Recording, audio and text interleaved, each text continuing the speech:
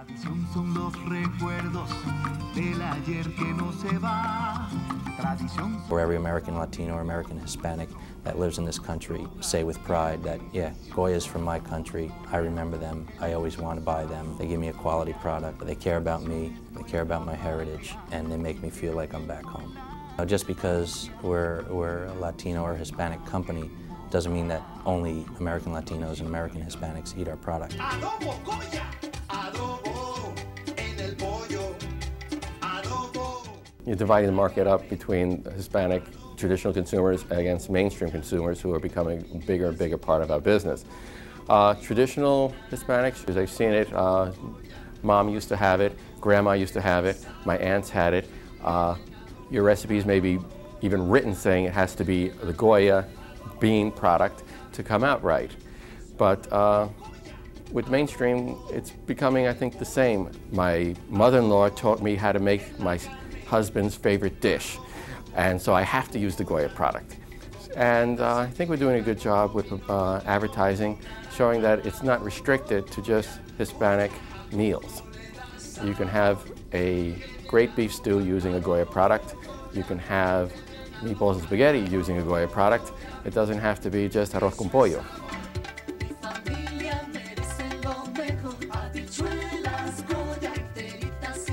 There will always be a segment of a population that is looking for price regardless of what brand it is. If it's Del Monte today, and if it's Red Pack tomorrow, or if it's Libby's the next day, there is no loyalty. And that will happen with any group. But for the most part, we find through all the efforts Goya has done throughout the years of making the community feel that we're part of them, that we're supporting them, that we're giving them a quality product at a fair price, and that in the long term, you get what you pay for. We're offering a quality product at the proper price point. And I think the proof is that the consumers agree with us because we continue growing, and we are the #1 Hispanic food company. Because you know Goya's in your neighborhood, you know Goya is giving back to your community. So I think they're doing it less because they know we're a Latino or a Hispanic company, but more because we do so much in their communities. So they're not doing it to help us, they're doing it to make sure that we continue to help them. Tradición son los recuerdos del ayer que no se va. Tradición son los Buying behaviors would be the same as mainstream market, which is they become more sophisticated, looking for alternatives. We want to be sure we have the alternatives.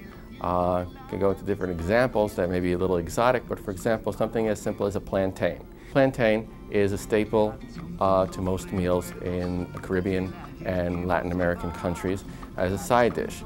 Normally the idea is you buy a fresh plantain and then you just look at it waiting to see if it's ripe or ready, so maybe today you can't have what you wanted because it's not ready. So we've gone 2 steps ahead. We have it frozen, sliced, pre-cooked, pop it into microwave or pan fry it. Within about 7 minutes, it's ready when you want it. And it's that type of sophistication that the Hispanic community and any other community develops over a generation or two. Hispanic households, for the most part, will spend more on food.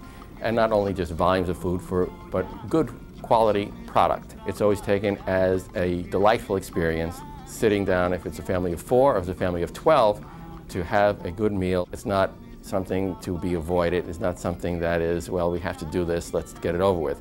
It's a good event.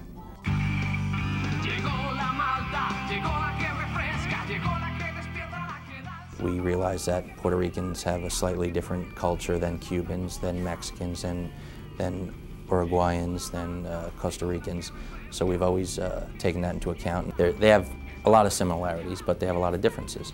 So we found bunching them all together as an American Latino, so let's go out there and attack the market, is a little bit nearsighted and a little bit insulting at times. So yeah, we've always I guess what you would call micro market, and that's why we bring different products from different countries. There's certain products that we know aren't going to be a huge success because not all American Latinos or American Hispanics eat them, but people from Peru eat it, and we're getting some response, so we know it's not going to be a barn burner, but we need it to make all Peruvians realize that we're there for them no matter what they want. We don't want any Hispanic group to think that, oh, they're an East Coast, they're a Southern, they're a Western company only. No, we are the preeminent Hispanic company. We have something for you. We want you, and we cater to your needs.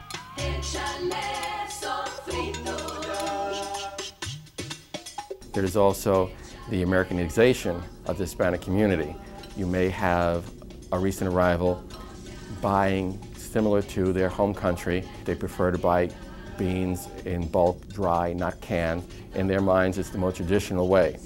As become more acculturated, questions of time, other commitments, canned product, which is just as good or even better, depending on your preference, saves you time, but gives you the ability to make your traditional favorite meals without compromising the integrity of the recipe.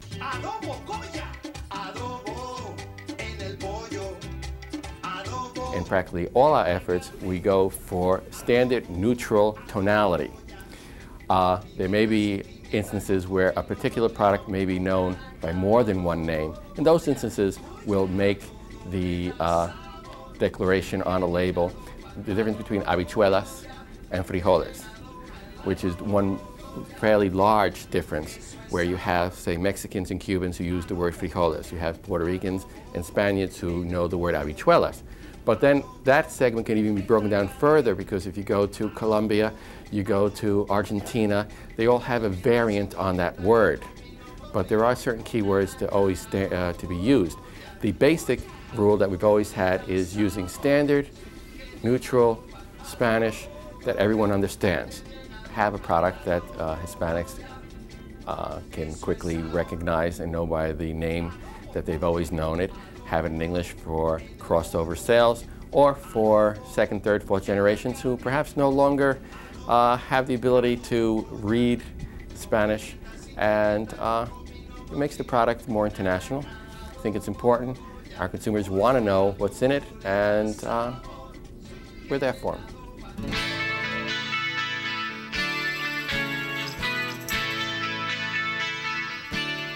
We realized that there was more to the marketplace than just the Hispanic market, which we always cherish, but that there is a ready acceptance or the ability to experiment with something different. And that began probably late 70s, early 80s for us. We began advertising in English media with different campaigns saying, I want to introduce you to something new. Goya, basic dishes that didn't require re-educating, because they showed basic meals that were every day, that you can just incorporate a Goya product. Because a lot of our food is low in cholesterol, low in fat, healthy. The other thing is a lot of people are looking to add more flavor, more spice, not heat, but more spice, variety, flavor. I think as you know, as the world gets smaller and people realize that food isn't really scary, but something that can be fun and adventurous. I think we have all those products that help people get there.